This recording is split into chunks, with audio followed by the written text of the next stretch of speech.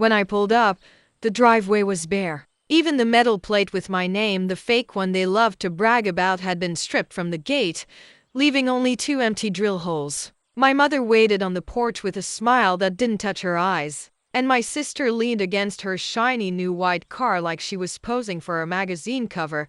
Back earlier than we thought, my mother said. I glanced past them. The curtains weren't the ones I'd chosen. Fresh paint too? That's not the color I used. My sister twirled her keys. Oh, come on. Don't look so shocked. You don't live here anymore. I didn't respond. I just observed. They snickered, like the punchline of a long-prepared joke had finally landed. We sold the house, my mother said, smug as ever. Had to settle your sister's debts. You were away too long. I nodded slowly. And you didn't think to tell me? My sister scoffed. Tell you? You're the one who's always preaching about how family comes first. We just followed your advice.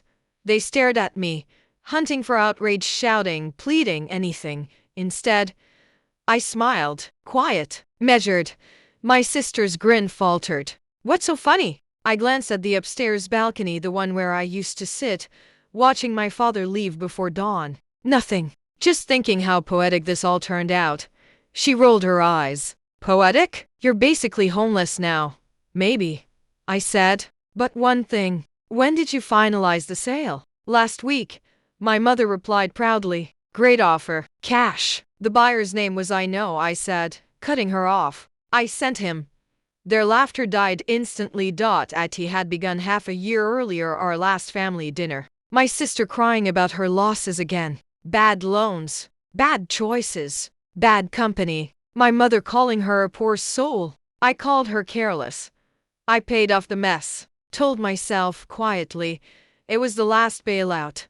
A month later, I noticed unfamiliar log entries on my property documents. Access attempts. Bank queries. And my mother's name appearing where it had no business being. I thought I was imagining things until I found a draft letter from my lawyer. One I'd never received. It stated that a power of attorney had been filed in my name with a forged signature.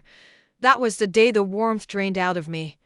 I didn't confront them. I watched. I listened. Weeks passed. Months. I learned who they contacted, who they whispered to, what they planned when they thought I couldn't hear. That's the thing about family, the moment they assume you'll forgive anything, they stop concealing their blades.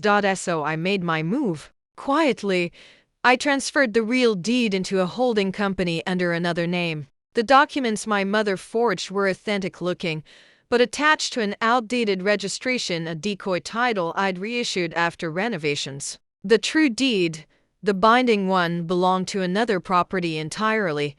The adjoining plot I'd purchased a year earlier through a silent subsidiary. Same street number extension, same design, same everything except the legal description. I made sure the forged paperwork matched that. They believed they were selling my house. In reality, they offloaded a hollow title, a parcel already owned by the company. When I went on vacation, I wasn't resting. I was waiting for them to complete the fraud, sign the documents, accept the money, and incriminate themselves. I needed the trail. So standing there now, while they mocked me, I wasn't upset. I was listening for the one question they hadn't yet asked. You recommended the buyer, my mother finally said, her voice cracking. Yes. I took a document from my coat, folded, stamped. He works for me, my sister snorted. You're bluffing. I handed her the papers. Then read. She skimmed it. Her face went bone white. This says the title transferred 2 years ago. It did, I said. The property you sold wasn't mine. Legally, it wasn't anyone's to sell. The transaction is fraudulent. And the funds? They're now flagged. My mother's lips quivered. You wouldn't do this to us. I'm not. I said, my voice turning cold. The law is. They stared at me, shocked into silence. I stepped closer. You forged my name. You tried to steal my home. You mocked me like I was a fool, and you expected me to collapse in front of you. I pulled out my phone, tapped play. Their voices crackled through the air, a recording from last week. He'll lose everything. Let him cry. My sister's eyes widened. You recorded us? I didn't answer. I didn't need to. This morning, I said. I filed everything. Forgery, fraud, tax offenses. Not because I want revenge, but so whoever you betray next will know exactly who they're dealing with. My mother whispered. You can't send your own family to prison.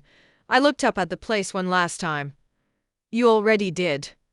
By evening, the police arrived. I didn't stay to watch. I walked to the next gate to the real house, the one they never touched, identical in shape but untouched in spirit. I unlocked the door and stepped inside. The quiet felt clean. I wasn't smiling anymore. Justice doesn't need a smile. It settles itself.